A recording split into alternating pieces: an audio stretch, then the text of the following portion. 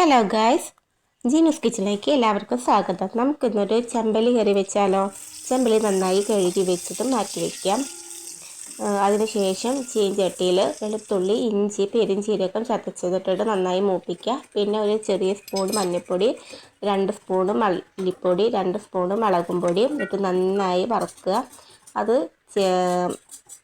മിക്സിയിലിട്ടിട്ട് അരയ്ക്കുക. അതിൽ കൂടെ തന്നെ കുറച്ച് തേങ്ങയും കൂടെ ചേർക്കണം.